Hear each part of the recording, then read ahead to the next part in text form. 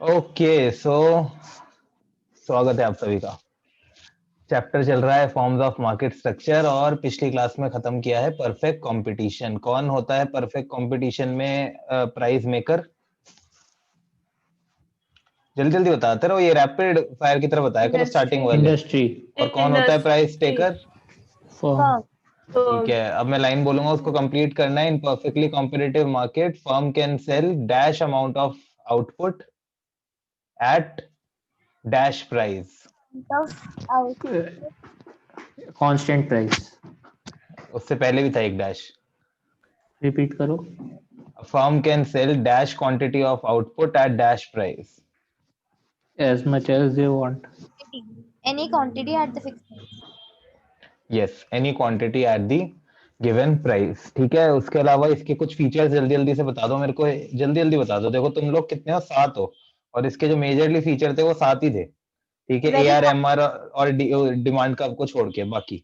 Very large number of consumers and producers. Very large number of Homogeneous buyers and product. Seller, homogeneous good, बहुत ही बढ़िया। Freedom of entry and exit. Freedom of entry and exit. और आगे A profit. क्या profit? अरे वो absence of selling and transportation cost. Sense of selling and transportation cost. और बताओ भाई। Perfect Knowledge about the market. Knowledge. Perfect Mobility. Mobility. मतलब क्या है इसका, मैं भूल गया मोबिलिटी का। किसी भी फैक्टर ऑफ प्रोडक्शन को या किसी भी गुड को एक जगह से दूसरी जगह भेज सकते हो। ठीक ये है, तो बोल दिया था। परफेक्ट नॉलेज था वो अलग नहीं, वो absence of selling and transportation cost था कि कोई खर्चा नहीं होता सामान को इधर से उधर भेजने में, या फिर कोई खर्चा नहीं होता एडवर्टीजमेंट का। क्यों? क्योंकि सबको सेम जैसी चीज तो बेच रहे हैं, राइट? सो ठीक है बेसिकली। और फिर बाकी एआर और एमआर की कर्व कैसे की शेप क्या होती है? एआर और एमआर की क्या शेप होती है भाई? Horizontal parallel. Horizontal वाह parallel to भाई वाह, वाह भाई वाह, horizontal parallel to x axis, बिल्कुल ठीक है। और डिमांड कर्व की क्या शेप होती है? Horizontal parallel to x axis. अरे वाह, ठीक है। सो डिमांड कर्व की हॉरिजॉन्टल पैरेलल शेप होती है बिकॉज होमोजीनियस गुड्स हैं, वही मतलब रीजंस वगैरह देखना, उन सबके इम्प्लीकेशंस पढ़ना है। तो that was the perfect competition. अब हम बात करेंगे इम्परफेक्ट कंपटीशन की। अब हम किसकी बात करेंगे? अब हम बात करेंगे इम्परफेक्ट कंपटीशन की। जब हम बात करते हैं इम्परफेक्ट कंपटीशन तो उसके अंदर हम इसके 3 छोटे छोटे बेबी हैं। ठीक है, इम्परफेक्ट कंपटीशन। इम्परफेक्ट कंपटीशन कौन सा होता है? जो परफेक्ट नहीं होता। ठीक है, तो Heterogeneous. इम्परफेक्ट कंपटीशन वो होता है जो परफेक्ट नहीं होता। अब इसके होते हैं क्या? जहाँ पे गुड्स हेटेरोजेनियस होते हैं nature जहां में। पर गुड्स हेट्रोजीनियस होते हैं, यहाँ बिल्कुल सही, इसका एक ये सबसे मेजर फीचर है, राइट? इसके अंदर ना हमारे पास 3 आ जाते हैं। मैंने रेवेन्यू के टाइम भी बोला था कि अभी हम जो पढ़ रहे हैं वो बिल्कुल ऊपर ऊपर से पढ़ रहे हैं, राइट? जब हम मार्केट फॉर्म्स कर लेंगे तो आप और डिटेल में और बेहतर तरीके से समझ पाओगे। जो हमने वो एआर और एमआर कर्व करा था ना, कैसा होता है कैसा नहीं होता, वो डाउनवर्ड स्लोपिंग था एआर बी और एमआर बी, राइट? सो हमने कहा था कि और उसको बेहतर तरीके से हम समझ पाएंगे। इम्परफेक्ट कंपटीशन में ना हमारे 3 आ जाते हैं। कौन कौन से हैं वो 3? एक आ जाता है हमारा मोनोपोली। क्या आ जाता है एक हमारा? मोनोपोली। ठीक है, दूसरा आ जाता है हमारा मोनोपोलिस्टिक,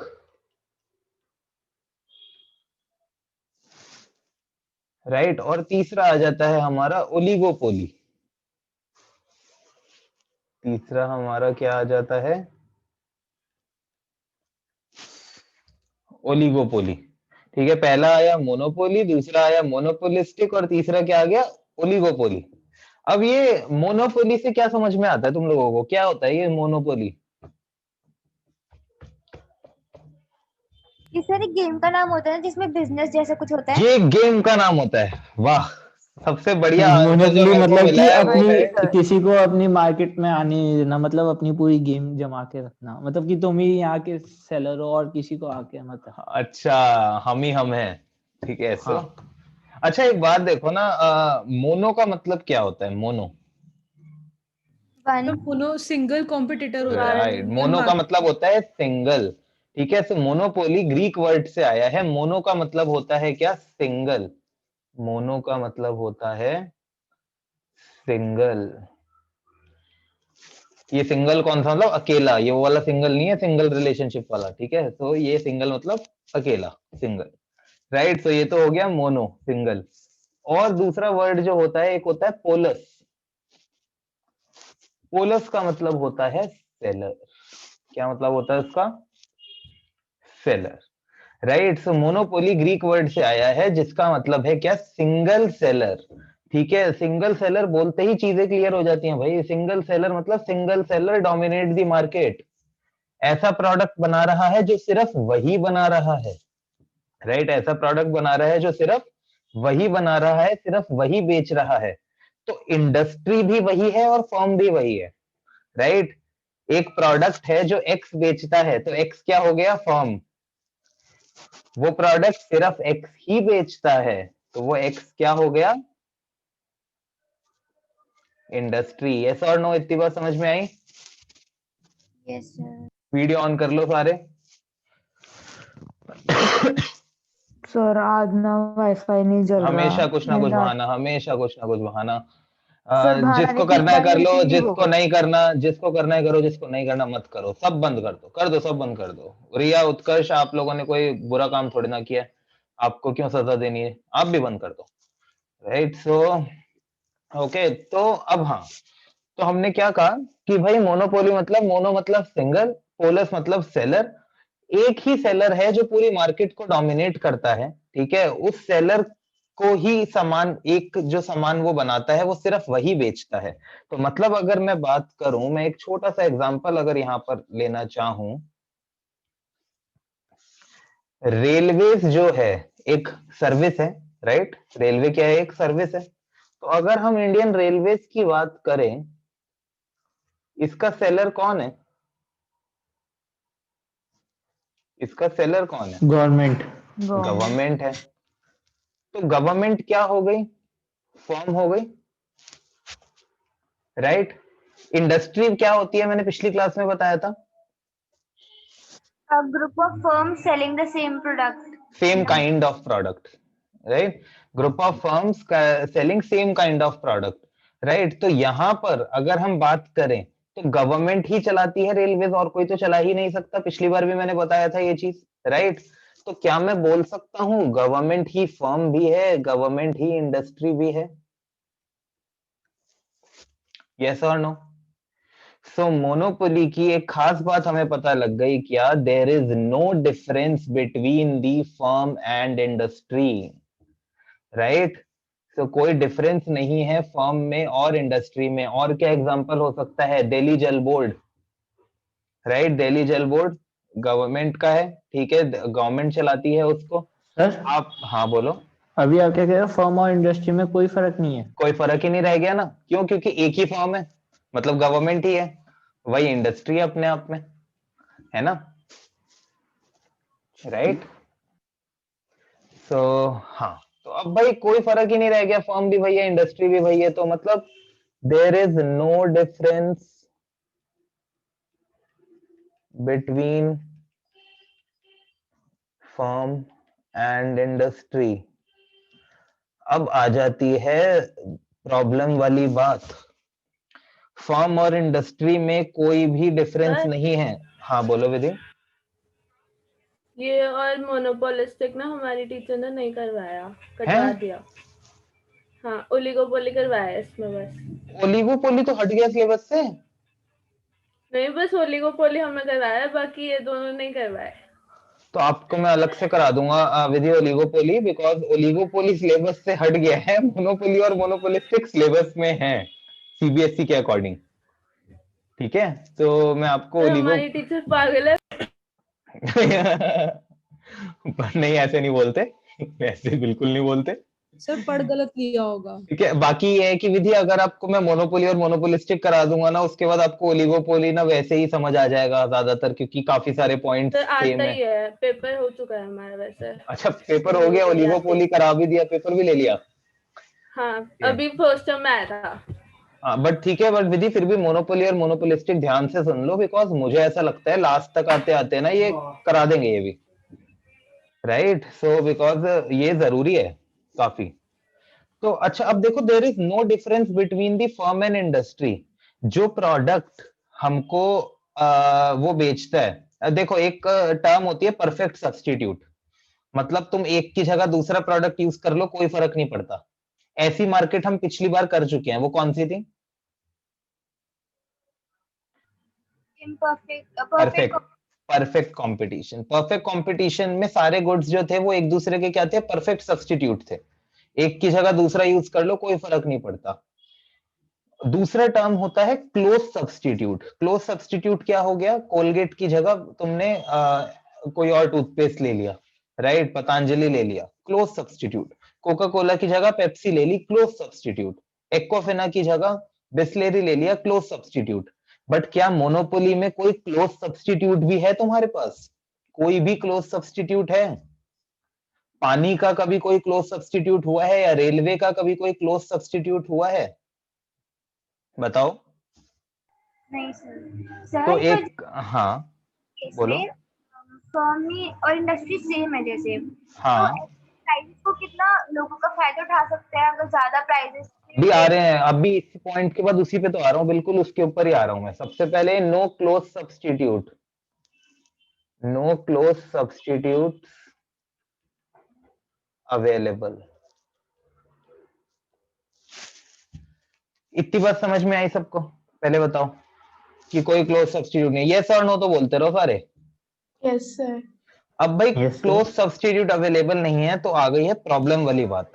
सर जैसे अगर सोचा जाए हाँ जैसे रेलवे का क्लोज सब्स्टिट्यूट, अब जैसे हाँ बोलो। इलॉजिकल हो जाएगा। हाँ, एक्चुअली हमारे नहीं कभी कभी सर, दिमाग में आता है कि रोड के थ्रू हम जा सकते हैं या फिर एरोप्लेन के थ्रू जा सकते हैं। बट द थिंग इज, जो प्राइजेस हैं और जो कॉस्ट आती है, that is like so different for both of these thing, इसलिए रेलवेज का कभी भी कोई सब्स्टिट्यूट नहीं कहला पाता है ना। तो हमारे दिमाग में सर जैसे लोकल हाँ ट्रेन होती है मुंबई में, हाँ, अगर वो मुंबई में मेट्रो ले आओ, वो लोकली हो गई ना, वही बात हो गई कि जो मेट्रो है उसकी एक रीच है, जो ट्रेन है वो उससे 20-50 गुना ज्यादा बड़ी लाइन होती है ट्रेन की, राइट। मेट्रो जो है वो ज्यादा से ज्यादा तुम्हारे को मदद करेगी, होता है ना जैसे दिल्ली एनसीआर जैसी इंटरस्टेट मूवमेंट में, राइट। बाकी कहीं पर भी वो नहीं करेंगे। तो इसीलिए कहते हैं कि रेलवेज का कभी कोई क्लोज सब्स्टिट्यूट नहीं होता। जैसे रेलवेज तो क्या है, मेरे ख्याल से 50,000 किलोमीटर की तो लाइन है रेलवेज की, शायद ऐसा कुछ है, राइट। सो सर हाँ बोलो विधि। ये मोनोपोली और मोनोपोलिस्टिक कंपटीशन ही कट रखा है, अभी देख रही हूँ मैं सामने अच्छा, पीडीएफ कुछ नहीं होता, किया। कुछ नहीं किस में कट रखा है? आपके स्कूल में ना? नहीं, सीबीएसई वाले में से मैंने डाउनलोड कर रखी थी ना डिलीटेड सिलेबस की शीट, वहां पे हो रखा है। एक मिनट रुको।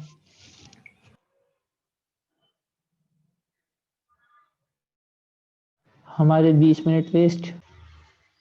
ओके, सो मोनोपोली के अंदर कोई क्लोज सब्स्टिट्यूट अवेलेबल नहीं है, तो प्राइस डिस्क्रिमिनेशन हो सकता है। प्राइस डिस्क्रिमिनेशन का मतलब कि आप एक ही सर्विस के लिए अलग अलग लोगों से अलग अलग चार्ज कर सकते हो, जैसे कि हमारा दिल्ली जल बोर्ड करता है, राइट, जैसे कि हमारा टीपीडीडीएल करता है, ठीक है, इलेक्ट्रिसिटी के लिए दिल्ली के अंदर। अगर आप कमर्शियल पर्पस के लिए इलेक्ट्रिसिटी यूज करोगे, वही बिजली मिलेगी बट महंगी मिलेगी। कमर्शियल पर्पस के लिए पानी यूज करोगे तो वही पानी मिलेगा बट महंगा मिलेगा, राइट। तो जैसा कि अर्पिता ने बोला कि भाई अगर हमको सेम ही एक ही इंसान बेचने वाला होगा और वो चीज हमारे लिए इतनी जरूरी है खरीदना, तो उससे क्या होगा? प्राइस डिस्क्रिमिनेशन होगा। सिलेबस में नहीं है ये, बट फिर भी थोड़ा सा इंटरेस्ट लेके कर लो, but it's interesting, right. So price discrimination के एग्जांपल में हम क्या कह सकते हैं? दिल्ली जल बोर्ड, राइट। ओके, तो ये तो हमने बात करी किसकी? मोनोपोली की। मोनोपोलिस्टिक क्या होता है? मोनोपोलिस्टिक जो है ना यार, वो एक्चुअली दो चीजों से मिलकर बना है। Monopoly plus perfect competition, monopoly plus perfect competition से मिलकर बनता है क्या? हमारा मोनोपोलिस्टिक। मोनोपोलिस्टिक में क्या रहता है? फॉर एग्जाम्पल, कोलगेट का जो टूथपेस्ट है वो बनाने वाली कोलगेट ही है या कोई और भी बना सकता है? बताओ बताओ। कोलगेट ही है। कोलगेट का जो टूथपेस्ट है वो तो सिर्फ कोलगेट ही बना सकता है, राइट? उस सेंस में तो क्या हो गई ये monopoly. Colgate toothpaste is manufactured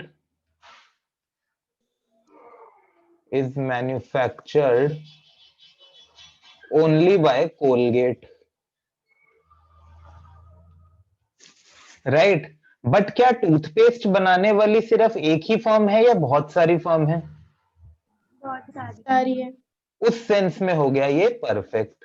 there are many firms manufacturing the toothpaste, right? So इसलिए हम इसको बोलते हैं क्या? मोनोपोलिस्टिक। मोनोपोली और परफेक्ट कंपटीशन को मिलाकर ये हमारा बना है, राइट? सो कोलगेट एक पर्टिकुलर ब्रांड की अगर हम बात करें, ठीक है, नाइकी के शूज की अगर हम बात करें, एप्पल के आईफोन की अगर बात करें, तो एप्पल का आईफोन एप्पल ही बनाता है, बट स्मार्टफोन्स बनाने वाली बहुत सारी कंपनीज हैं, राइट? ऑल्दो मोबाइल फोन्स का एग्जांपल एग्जैक्टली मोनोपोलिस्टिक में फिट नहीं बैठता, ठीक है, टूथपेस्ट का बैठता है, राइट? तो मोनोपोलिस्टिक की खास बात क्या होती है? There are large number of buyers and sellers, there is large number of buyers and sellers. खरीदने और बेचने वाले जो हैं वो बहुत ही ज्यादा होते हैं मोनोपोलिस्टिक के अंदर, बट इतने ज्यादा नहीं होते जितने परफेक्ट में थे। परफेक्ट के अंदर सेलर और बायर का कोई कंट्रोल ही नहीं होता था मार्केट पर, यहां पर थोड़ा बहुत कंट्रोल होता है, कि थोड़ा बहुत कंट्रोल रहता है। वहां पर होमोजीनियस गुड्स बनाए जाते थे, यहां पर क्या बनाए जाते हैं? Differentiated goods. साथ साथ आंसर दे लो, राइट? सो यहां पर कैसे प्रोडक्ट्स बनाए जाते हैं? डिफरेंशिएटेड प्रोडक्ट्स बनाए जाते हैं, ठीक है? किसी के टूथपेस्ट में नमक है तो किसी में चीनी है, राइट? मतलब कुछ भी है, अलग अलग है सब में, जो भी है, ठीक है? कोई कुछ दे देता है तो किसी में कोई जड़ी बूटियां डाल देते हैं, राइट? मतलब कहने का मतलब है देयर इज स्लाइट डिफरेंस, ठीक है? किसी के अंदर तूफानी ज्यादा है, कुछ थंडर, टेस्ट द थंडर में, राइट, और दूसरे में कम है। Okay, so there is always some difference between the goods sold by monopolistic competition. और अगर Monopolistic ज्यादा डिफरेंस हो तो? क्या? और ज्यादा तो डिफरेंस हो तो? मतलब फॉर एग्जांपल, जैसे मैं समझा नहीं क्वेश्चन। जैसे कोई टूथपेस्ट के नाम पे कुछ और देके जा रहा है। नहीं नहीं, टूथपेस्ट तो होना ही चाहिए ना, जैसे मतलब टूथपेस्ट के नाम पे और क्या ही देगा? टूथपेस्ट ही देगा, टूथपेस्ट के नाम पे चौक थोड़ी ना देगा। नहीं मतलब ज्यादा डिफरेंस वो हमें लगता है ना, Ingredients अलग हो। कहने नहीं, इंग्रेडिएंट, हाँ वो कोई नहीं, वो फर्क वो डिफरेंशिएटेड गुड्स में ही आएगा। डिफरेंशिएटेड गुड्स मतलब कि दो गुड्स अलग हैं but they belong to the same generic category, right? कि दोनों हैं टूथपेस्ट ही, दोनों अलग तरह के हैं बिल्कुल टूथपेस्ट। ओके, सो कार्बोनेटेड ड्रिंक है, बट कार्बोनेटेड ड्रिंक में बहुत सारे आ जाती हैं। अब वो उसमें आपको क्या बोलते हैं, कोका कोला है, पेप्सी है, थम्स अप है, राइट? सो हाँ, सो ये सब चीजें हो गई हमारी। So that is the monopolistic competition. Monopoly और मोनोपोलिस्टिक दोनों में ही एक बात जो आपको याद रखनी है, अगेन ये रेवेन्यू पॉइंट ऑफ व्यू से भी जरूरी है, रेवेन्यू में मैंने बताई थी, you can sell more output only by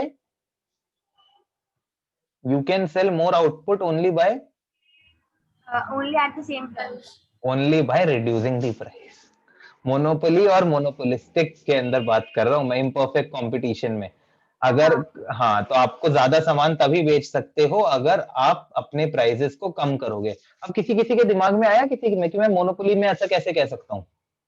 वो तो नेसेसरी गुड है, खरीदना ही पड़ेगा, है ना?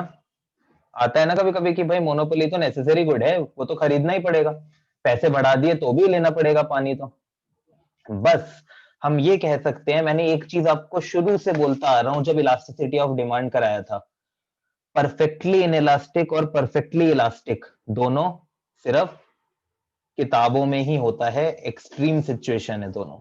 बोला है ना हमेशा मैंने ये बात कि परफेक्टली इलास्टिक और परफेक्टली इनइलास्टिक क्या है, तो पॉसिबल ही नहीं है।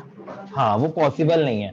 तो इसीलिए पानी जैसी चीज का भी जब रेट बढ़ता है ना तो हम उसकी वेस्टेज कम कर देते हैं, राइट। तो अगर उसका रेट बढ़ेगा तो हम थोड़ी सी डिमांड तो कम कर ही देंगे, बिल्कुल थोड़ी सी डिमांड कम करेंगे, बट थोड़ी सी डिमांड कम कर देंगे।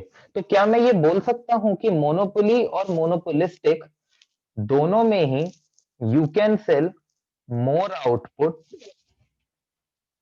you can sell more output at lesser price। बस एक फर्क है क्या, यहां पर जो डिमांड है, प्राइस अगर आपने बढ़ा भी दिया तो क्या बहुत ज्यादा कम होगी या बिल्कुल थोड़ा सा फर्क पड़ेगा? बताओ, मोनोपोली के अंदर आप प्राइस बढ़ाने से क्या डिमांड बहुत कम हो जाएगी या सिर्फ थोड़ा सा फर्क पड़ेगा? थोड़ा सा। तो यहां पर जो डिमांड होगी वो क्या होगी, लेस इलास्टिक डिमांड, राइट। और अगर हम मोनोपोलिस्टिक की बात करें, यहां पर इतना ज्यादा कंपटीशन है, अगर आपने थोड़ा सा भी प्राइस बढ़ाया तो आपके प्रोडक्ट की डिमांड,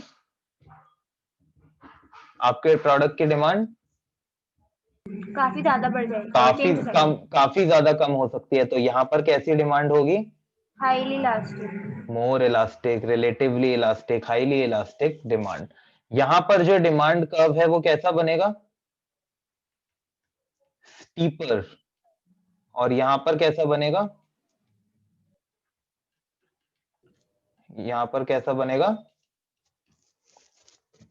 फ्लैटर, राइट। सो मोनोपोली और मोनोपोलिस्टिक में बस इतना ही जानना आपके लिए जरूरी है, ये like that is properly crux of everything that you should know. अब आ जाते हैं ओलिगोपोली पे, ओलिगोपोली जो कि आपके सिलेबस में है इस पर, right. So oligopoly is again, वो आया है एक ग्रीक वर्ड से। ओलिगोपोली हमारा आया है किससे, एक ग्रीक वर्ड से, जिसमें ओलिगो का मतलब होता है फ्यू, और पोलस का मतलब होता है क्या, पोलस का क्या मतलब होता है, सेलर्स। ओलिगोपोली भी हमारे आसपास हमें काफी जगह देखने को मिलती है। इसका मतलब क्या है, ओलिगोपोली का मतलब है क्या, few sellers dominate the market, that is control the major portion of the market.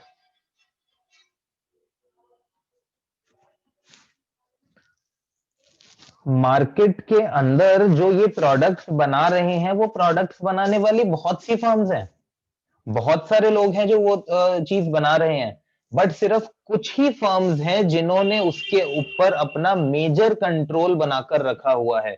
मतलब अगर हम बात करें फॉर एग्जांपल स्मार्टफोन्स की, स्मार्टफोन्स बनाने की कंपनियां आपको क्या लगता है कम होंगी? बहुत सारी कंपनीज होंगी, ऐसी ऐसी कंपनियां मिल जाएंगी स्मार्टफोन बनाने की, हमें पता भी नहीं है। बट अगर हम बात करें इस मार्केट को डोमिनेट करने की, अगर हम बात करें कि 100 में से 80 फोन्स जो बिकते हैं, वो 80 फोन्स में कितनी कंपनियां आती हैं? मुश्किल से 5 कंपनीज आती हैं, यस और नो, राइट? Yes sir. है ना, फोन्स बनाने की 10-15 कंपनीज होंगी, और मैं 10-15 भी क्या, मेरे को लग रहा है बहुत ज्यादा कंपनीज होंगी, 10-15 तो मैं कम बोल रहा हूँ। बट अगर हम बात इंडिया करें, में हाँ इंडिया के होंगी अंदर, इतनी सारी। अरे बहुत का हमें पता नहीं होते, कई कई ये अगर हम जाएंगे ना ये गफार जैसी मार्केटों में, पता नहीं कौन कौन सी कंपनी आपको मिल जाएंगी, हमें पता ही नहीं होगा ये क्या है, ये है क्या चीज, ये फटेगा तो वहाँ नहीं तो है। नकली होते हैं सर ना, हमने तो कंपनियां नहीं है, हाँ, नकली है। अब उत्कर्ष वो तो नकली का वही तो डुप्लीकेट। बात, डुप्लीकेट नहीं कह रहा मैं। मान लो एक कंपनी बनी हुई है वहां पे RA, राइट, RA फोन्स, अब है तो ब्रांड ही ना, वो भी RA फोन्स भी, RA फोन्स भी है तो ब्रांड नहीं, ही ना। मैं गफार का बताता हूँ। हाँ मैं गफार में कह रहा हूँ ना, मान लो कोई आरए फोन करके एक कोई फोन बिक रहा है वहां पे, आरए फोन हाँ, स्मार्टफोन मतलब में। उसके घर सर पे वो तो बनाया ये हुआ है। तो सर ऐसा भी तो हाँ सकता है। एक मिनट दीक्षा, हाँ तो वही उत्कर्ष, वो जो आरए स्मार्टफोन है तो वो भी कंपनी ना, है तो वो भी अपने आप में एक ब्रांड ना, बट उसकी कोई रेलिवेंस नहीं है, तुम कह लो कि उसका कोई इंपॉर्टेंस नहीं है मार्केट में, है ना? यही बात हो गई ना उत्कर्ष? हाँ हाँ मैं यही बताना चाह रहा हूँ। हाँ दीक्षा आप बोलो। सर लेकिन ऐसा भी तो सकता है, जैसे कोई कंपनी बना रही है, कोई भी मोबाइल बना रही है, उसने आरए कंपनी ने ले लिया, अपना नाम दे दिया, तो वो हाँ थोड़ा ना वैलिड होगा। नहीं बट आरए कंपनी अपने आप में तो आरए कंपनी है ना। अब वो आरए कंपनी का फोन, चाहे वो मैं कह रहा हूँ वो आरए कंपनी साल में शायद सिर्फ 1000 फोन बनाती है, राइट, बट वो एक कंपनी है। और मैं वही बताना चाह रहा हूँ जो आप भी सोच रहे हो कहीं ना कहीं, कि फर्क क्या पड़ता है, वो कंपनी हुई ना हुई बराबर है। That is what you are saying ना, वो कंपनी हुई ना हुई बराबर है। तो वही मैं कहना चाह रहा हूँ कि ओलिगोपोली मार्केट वही होती है जहां पर सामान बनाने वाले लोग तो बहुत हैं, बट जो मेजर पोर्शन है, ठीक है, जो मेजर कंट्रोल है, वो रफली 5-6 फर्म्स का रहता है। इसकी कोई डेफिनेशन नहीं है, बट बुक्स वगैरह में जनरली 5-6 फर्म्स का जिस मार्केट में, जिस इंडस्ट्री में मेजर कंट्रोल हो, राइट, वो मार्केट कहलाती है हमारी क्या, ओलिगोपोली। तो हमारी कंट्री में हम स्मार्टफोन्स की मार्केट को कह सकते हैं कि भाई industry is dominated by few sir पर कंपनीज। वो फर्म्स होंगी जिनको ज्यादा प्रॉफिट ही नहीं मिल रहा होता, तो वो 2-4 साल में बैकआउट तो कर ही लेंगी ना कि कुछ बिल्कुल हाँ बिल्कुल, और ऐसी 2-4 और आ जाएंगी इतने टाइम में, फिर 2-4 साल बाद वो बैकआउट कर देंगी और ये चीज चलती रहेगी, ठीक है ना? इसी वजह से big fish Yeats all the small fishes, right. So smartphones हो गया, उसके अलावा ऑटोमोबाइल्स, अगर हम कार्स की बात करें, ऑटोमोबाइल इंडस्ट्री पूरी कह लो, automobile industry, automobile industry is again dominated by only few players, ठीक है। अब आप अगर बात करो स्मार्टफोन की मार्केट में, अगर हम बात करें तो कौन है डोमिनेट करने वाले, मेजर पोर्शन किसका है?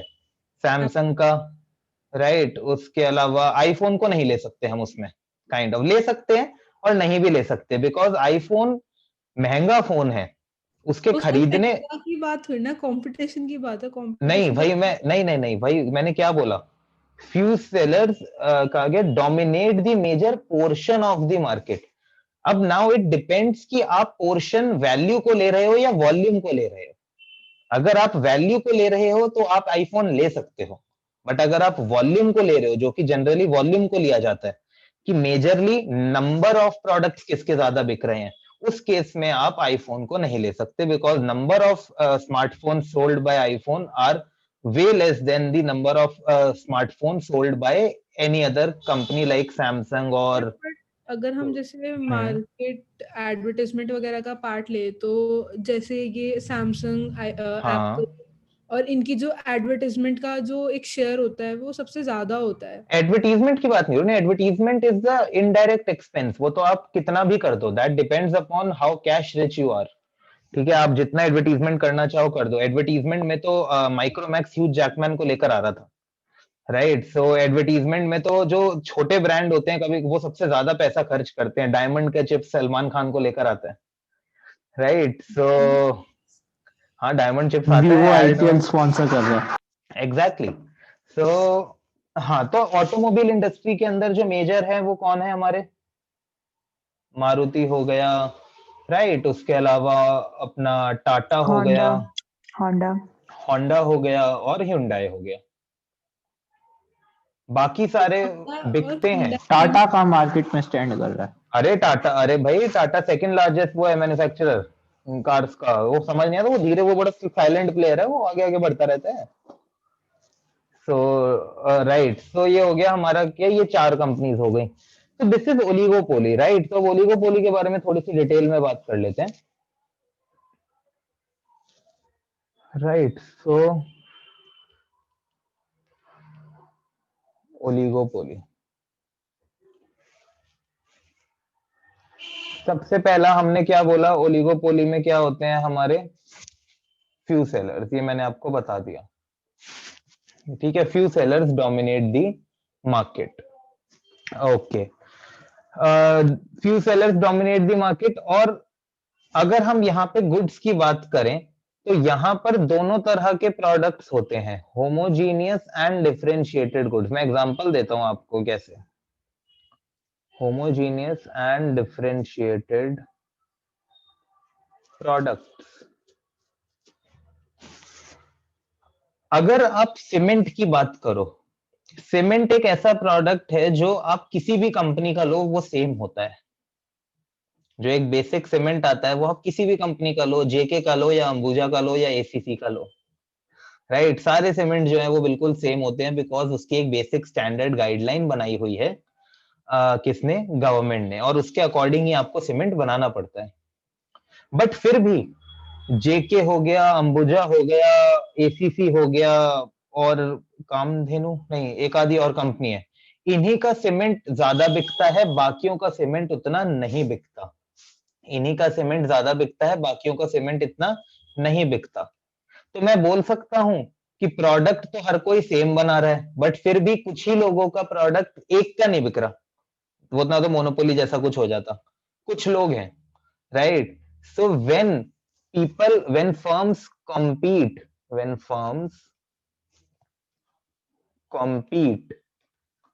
on the basis of homogeneous products,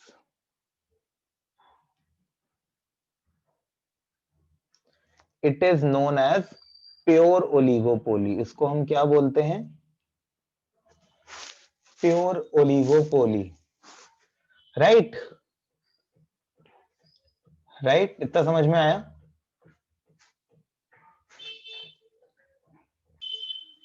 हाँ, तो उत्कर्ष तुम ये कह रहे हो कि भाई इम्परफेक्ट कंपटीशन जो है वहां पर तो हम ये कहते हैं कि हेट्रोजीनियस प्रोडक्ट्स ही होते हैं, डिफरेंशिएटेड गुड्स ही होते हैं, तो यहाँ पर हम होमोजीनियस प्रोडक्ट कैसे लेकर आ रहे हैं। सो इसका सिर्फ यही रीजन है कि बहुत बहुत ही थोड़े से गुड्स ऐसे हैं जिनको हम यहाँ पर कंसिडर करते हैं, राइट। सो ओलिगोपोली अपने आप में ना एक एक्सेप्शन है, राइट। आगे एक और पॉइंट आएगा इसका ऐसे एक्सेप्शन जैसा। तो होमोजीनियस गुड्स यहाँ पे बहुत ही कम है, ठीक है। इवन पता है, अभी मेरे से भी तुम बात करोगे, मेरे को सीमेंट के अलावा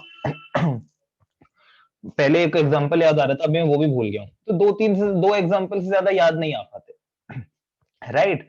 सो अगर हम मेजरली इम्परफेक्ट कंपटीशन को कभी भी एक्सप्लेन करते हैं तो हम यही बोलते हैं क्या, कि भाई imperfect competition is the competition where heterogeneous goods are sold, right. जब हम उसमें और डिटेल में जाते हैं तब हमें जाके पता लगता है कि यहाँ पर कुछ होमोजीनियस प्रोडक्ट्स भी बेचे जा सकते हैं। कौन सी मार्केट में, ओलिगोपोली मार्केट में, ठीक है। ओके, इसको परफेक्ट ओलिगोपोली भी बोलते हैं। ये एकदम से मुझे अभी याद आया, उत्कर्ष ने वो कंपटीशन वर्ड परफेक्ट इम्परफेक्ट लाया तो, राइट। और अगर जो बाकी सारे जैसे में, अच्छा हमारी कंट्री में डीटीएच सर्विस जो है वो भी ओलिगोपोली का एग्जांपल है, ठीक है। बहुत सब केबल ऑपरेटर्स अपने यहाँ पे डिश लगाते घूम रहे हैं, लोकली जो होते हैं सारे, राइट। बट हर कोई सिर्फ अपने एरिया में लगा रहा है। मेजर मार्केट किसने करी हुई है कंट्रोल डीटीएच सर्विस की, टाटा, एयरटेल, वीडियोकॉन, है ना, और कोई नहीं आई गेस जो करता हो मेजरली कंट्रोल। और पता नहीं डिश होता है क्या अभी भी, डिश टीवी होता है अभी, पता नहीं, है ना, किसी को भी नहीं पता, मुझे नहीं पता। हाँ, मुझे सुना सुना लग रहा है। अरे हाँ, तो सबसे पहले हमारे यहाँ पे आया तो वही था शहर, टाटा स्काई होता है, टाटा स्काई तो है यहाँ, मेरे यहाँ तो कोई भी नहीं है, देखो। सब टीवी नहीं देखते? अरे नहीं, वो मतलब सब्सक्रिप्शन हटाए लिए हुए हैं बाकी सारे ना, तो उससे हो जाता है सारा, तो इसलिए। बाकी हाँ, मैं वैसे टीवी देखता भी नहीं, मैं सिर्फ थोड़ा बहुत कभी डोरेमोन देख लिया या छोटा भीम, दैट्स इट। हाँ, तो अगर हेट्रोजीनियस प्रोडक्ट्स के बेसिस पे कंपटीशन हो, राइट, तो वो क्या कहलाता है, इम्परफेक्ट ओलिगोपोली। इम्प्योर ना बहुत कभी कभी यूज होता है, मैंने ज्यादा सुना नहीं, इम्परफेक्ट ओलिगोपोली। और बस इसके एग्जांपल सारे हमने ले ही लिए। इसका एग्जांपल हमने क्या लिए थे, सीमेंट, इसके हम ले लेते हैं क्या, direct to home services, DTH services. किस किस को पता था डीटीएच की फुल फॉर्म? मैं अभी पूछने वाला था, मैंने गलती से बोल दी। डायरेक्ट टू होम नहीं पता होगा ना तुम्हें ये भी? नहीं। सर फुल फॉर्म कौन याद करता है ये बताओ। ये इतनी सिंपल चीज है, ये पता होनी चाहिए। अभी तुम्हारे एंट्रेंस होंगे ना अगर 12th के बाद, तब पता लगेगा तुम लोगों को। सर तो तब हम लर्न कर लेंगे। तब कितना कुछ लर्न करोगे। रट्टा। एंट्रेंस क्लियर करना आसान बात नहीं होती। तो अब आ जाते हैं कि होमोजीनियस और डिफरेंशिएटेड प्रोडक्ट्स हो गए। अच्छा, और ये जो फर्स्ट पॉइंट है ना, यहाँ पर ज्यादा अच्छा रहेगा आप लोग लिखो few but dominant form. This should be the heading. कम है बट वो डोमिनेंट है। ओके। उसके अलावा म्यूचुअल रिस्ट्रिक्टेड एंट्री। यहां पर रिस्ट्रिक्टेड एंट्री की प्रॉब्लम आती है। रिस्ट्रिक्टेड एंट्री की प्रॉब्लम कैसे आती है कि भाई फोन बनाना तो अलाउड है, बट आधी से ज्यादा जो टेक्नोलॉजी है वो एप्पल, सैमसंग, अगर हम बात करें किसकी, सोनी और कौन सा है, एलजी। ठीक है, इन ऐसी ऐसी जो कंपनीज हैं वो अपने आप में पेटेंट करा के बैठी हुई हैं। तो भाई कहने को तो स्मार्टफोन जाके उत्कर्ष भी बना सकता है, मैं भी बना सकता हूँ, आरे रजत अग्रवाली साहब, राइट। सो हम जाने को तो सर स्मार्टफोन, आपने हाँ एक आप, मिनट, आप, हाँ आपने मोबाइल का काम कब से शुरू कर दिया। नहीं मैन्युफैक्चर कर रहे हैं हम तो। नहीं है। तो अब हाँ, तो बनाने को तो फोन हम भी बना सकते हैं, पर प्रॉब्लम क्या है कि आधी से ज्यादा टेक्नोलॉजी जो है वो पेटेंट हो रखी है। ठीक है, आधी से ज्यादा जो राइट्स है वो कॉपीराइट हो रखे हैं, राइट। बहुत सारा रॉ मटेरियल जो है वो बहुत कम है, और वो रॉ मटेरियल के बेस्ट प्राइजेस ये बड़ी कंपनियां दे रही हैं। तो हमको रॉ मटेरियल मार्केट में जाएंगे, हमें कोई बेचेगा ही नहीं। तो कहेगा कि सर आप जो प्राइस दे रहे हो हमें उससे बढ़िया प्राइस मिल रहा है बड़ी बड़ी कंपनी से, तो आपको क्यों दें। तो इस तरह से ओलिगोपोली के अंदर रिस्ट्रिक्टेड एंट्री है for the new firms. restricted entry for new firms by the way of patent, copyrights, right, availability of sir raw जो कंपनी material। कैपिटल से जो जिस कंपनी का कैपिटल अपना सबसे अच्छा होगा वो कंपनी तो कर ही सकती है एंटर। जिसके पास अपना कैपिटल काफी अच्छे जैसे हम अमाउंट में रिलायंस होगा। की बात करें, रिलायंस किसी भी लाइन में आना चाहे तो वो आ सकती है, रेस बिल्कुल करेक्ट। ठीक है, if you have resources, if you have Reliance ample of तो रिसोर्सेज। डूब रही है। ठीक है, नहीं नहीं वो नहीं डूब रही अभी तो। If you have capital, if you have ample of resources, then you can make entry to the industry even where there is restricted entry, right, because you have the resources जिससे आप नई टेक्नोलॉजी बना सकते हो। आपके पास एक ऐसी R&D team होगी, आप नया कुछ कर सकते हो, because there is always a scope for something else. It's just that उसके लिए you need like minded people, you need a great team। ठीक है, आपको ह्यूमन रिसोर्स अच्छा चाहिए, आपको R&D टेक्नोलॉजी अच्छी चाहिए, उसके लिए कैपिटल अच्छी चाहिए, राइट, आपके कनेक्शंस अच्छे होने चाहिए। सो ओलिगोपोली के अंदर रिस्ट्रिक्टेड एंट्री होती है, but it is not like that आपको इतना वो करना पड़ेगा, मतलब आप आ ही नहीं सकते, ऐसी बात नहीं होती। ओके। और इसके बाद जो इसका एक सबसे अच्छा पॉइंट है वो क्या है लगता है मेरे को, म्यूचुअल इंटरडिपेंडेंस।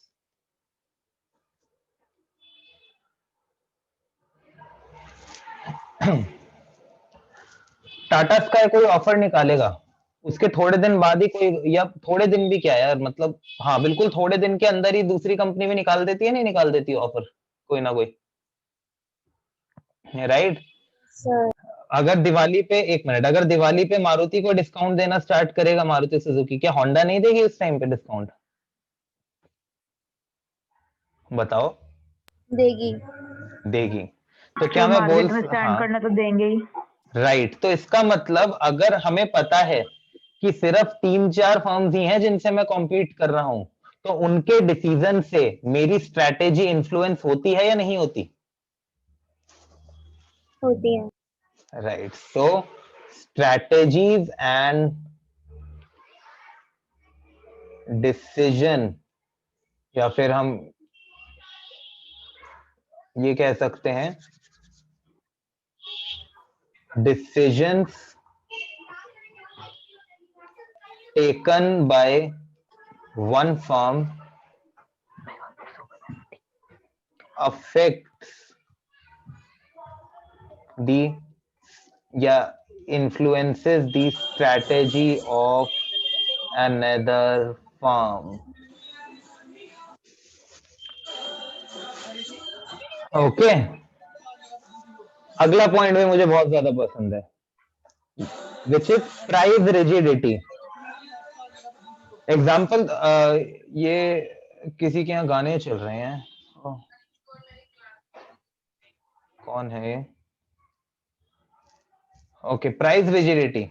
कभी तुमने ऐसा देखा है कि पेप्सी ने कोई ऑफर निकाला हो और कोक ने अपने प्राइस कम कर दिया? बताओ। हाँ वही the price of substitute good वाला जो नहीं नहीं नहीं नहीं, वो नहीं, एक्चुअली में बताओ, कभी तुमने ऐसा देखा है? मैंने नहीं देखा ऐसा। सर क्यों ही कम करेंगे रेट?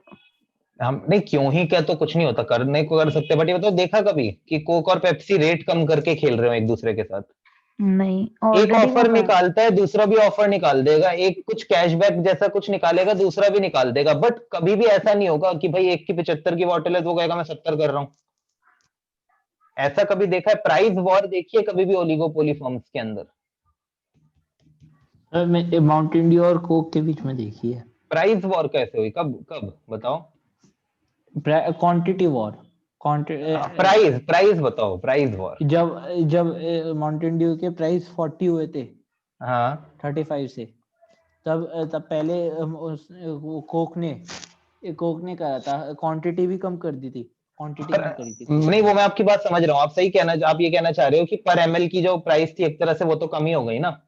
हाँ, बट ये overall price of a bottle which is available for consumers in the market, वो कम करी उन्होंने।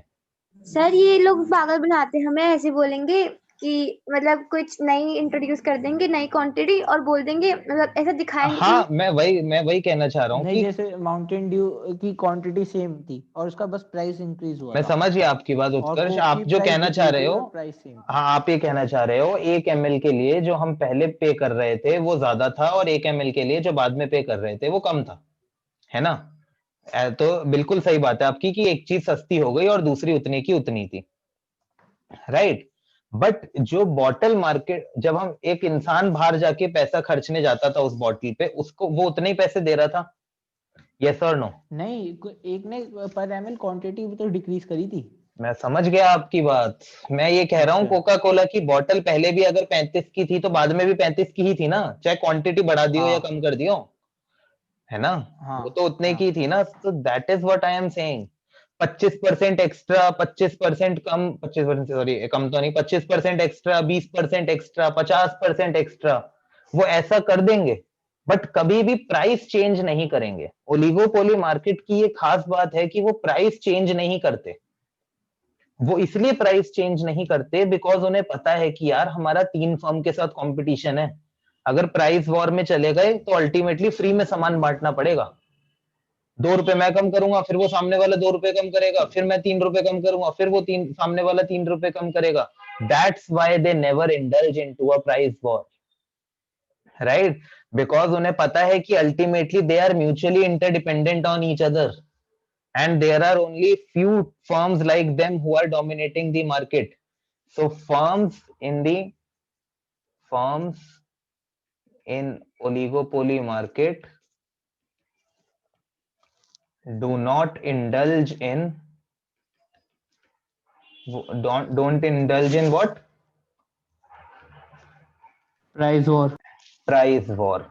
वो ऑफर्स देंगे ऐसे 25% एक्स्ट्रा, 20% एक्स्ट्रा, बट जो अपना एब्सोल्यूट प्राइस है ना वो कम नहीं करेंगे, राइट? और इसी वजह से, और कभी कम करना होगा तो एकदम से कम कर देंगे। ऐसे तो अभी रिसेंटली ये तो शायद 1 साल पहले की बात है, लेकिन अब जो करंट प्राइस है वो तो दोनों की इक्वल है, किसके? माउंटेन ड्यू और कोक। हाँ, तो वही बात हो गई ना कि भाई कभी 25% एक्स्ट्रा दे दिया, कभी 20% एक्स्ट्रा दे दिया, कभी एक ने कभी दूसरे ने, बट अल्टीमेटली थोड़े टाइम बाद दोनों सेम ही प्राइस की बिक्री होंगी चीजें, है ना?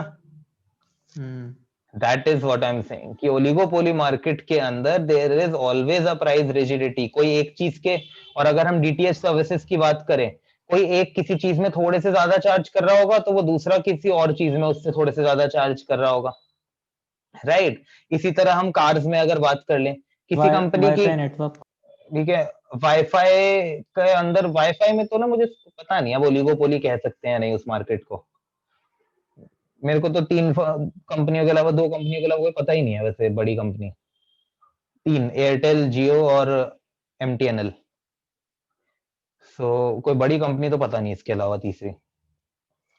ओके, अब एक बात बताओ, जिस मार्केट में यही नहीं पता कि कब क्या डिसीजन ले ले कोई फर्म, ठीक है, प्राइस वॉर यहाँ पर हो नहीं रहा, ऐसी मार्केट का डिमांड कब बना सकते हो तुम कभी, जहां पे तुम्हें प्राइस का अंदाजा ही नहीं है कि कब बढ़ेगा, कब कम होगा, कब सेम रहेगा, सेम प्राइस में ही डिमांड कभी बढ़ जाएगी, कभी कम हो जाएगी, तुम ऐसे मार्केट का कभी डिमांड कर्व बना सकते हो? No sir. नहीं। तो इसीलिए इसका एक फीचर है लास्ट, क्या, इनडिटरमिनेट डिमांड कर्व। इनडिटरमाइंड नहीं है ये, ठीक है, इनडिटरमिनेट डिमांड कर्व, मतलब जिसका डिमांड कर्व नोन नहीं है, ठीक है, जिसका डिमांड कर्व बहुत फ्रीक्वेंटली शिफ्ट होता है दूसरे के डिसीजंस की वजह से। हमारा प्राइस उतने का उतना है, बट एकदम से डिमांड कम हो जाएगी, एकदम से डिमांड बढ़ जाएगी, तो तुम एक सिंगल डिमांड, और अगर कोई नई फॉर्म नहीं आई तो हो सकता है कांस्टेंट ही रहे डिमांड प्राइस बढ़ाने पर भी। तो डिमांड कर्व जो है वो यहाँ पर क्या होता है, इनडिटरमिनेट होता है, right. So these are all the features of oligopoly and chapter आपका इसी के साथ खत्म हो जाता है। नोट्स मेरे को बनाने पड़ेंगे ओलिगोपोली के लिए आपके लिए, बिकॉज ये नोट्स तो काम आएंगे नहीं।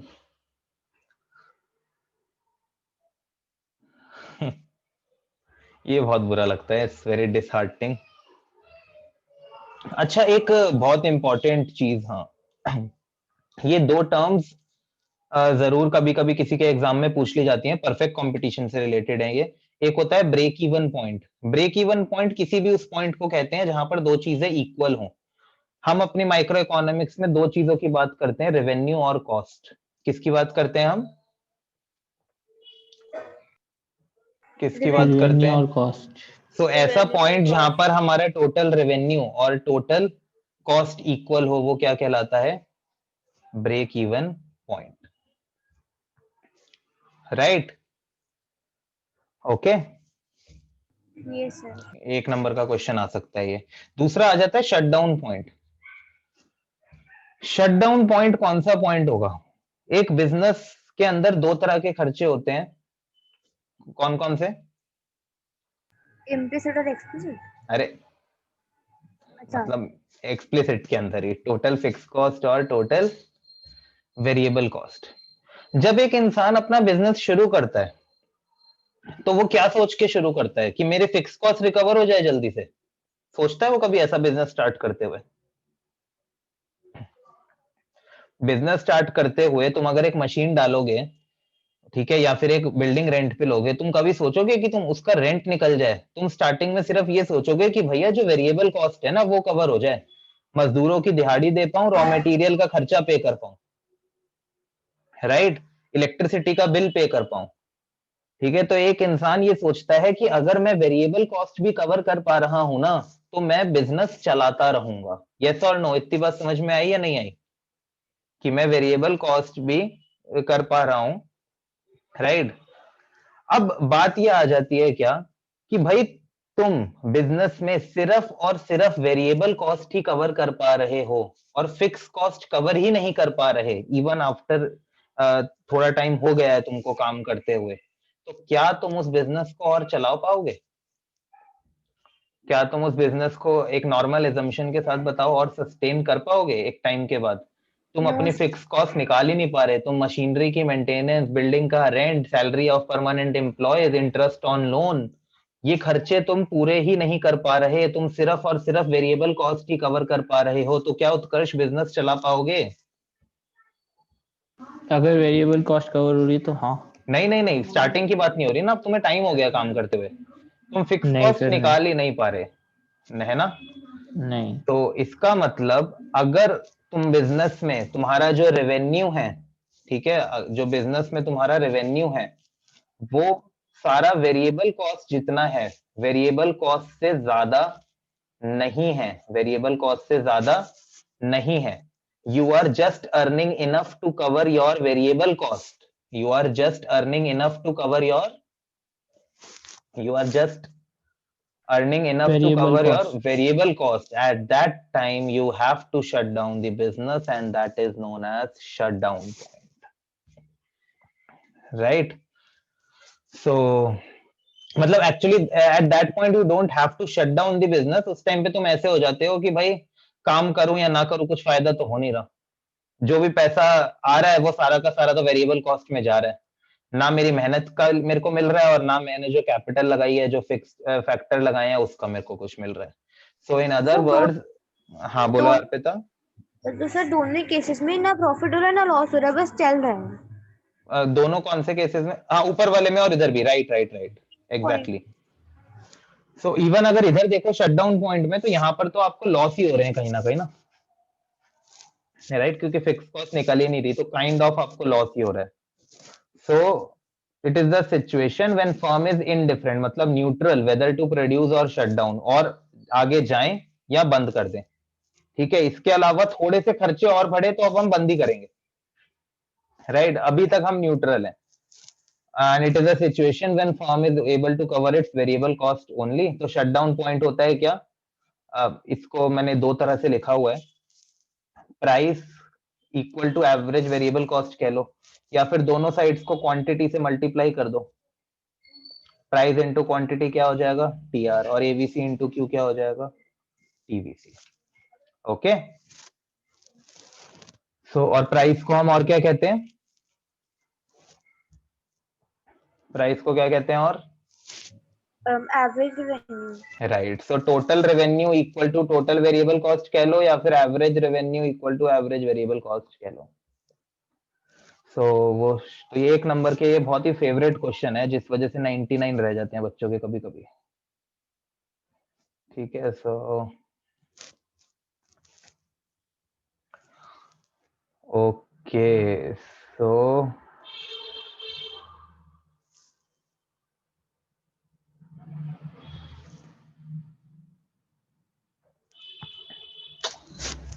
ठीक है, बाकी तो ये नोट्स आपके काम के हैं नहीं।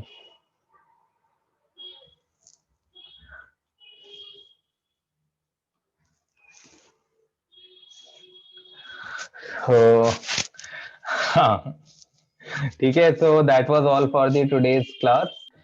Okay then, bye bye, take care, tata. Thank you. Sir आपको पता है आपकी Bye, ट्यूशन sir. की वजह से सुरेंद्र सर ने अपना टाइम 15 मिनट लेट रखा हमारे लिए, क्योंकि 6:30 बजे तक आपने बोला था। मैंने आज 6:30 बजे तक बोला, हाँ एक्चुअली वो 6:30 तक की थी ना मेरी क्लास तो आज। सो ओके चलो, अभी मैं जा, उन्होंने 15 हाँ मिनट लेट करा। ओके, कुछ नहीं होता, तुम्हें रेस्ट मिल गया। Okay, bye bye. बाय।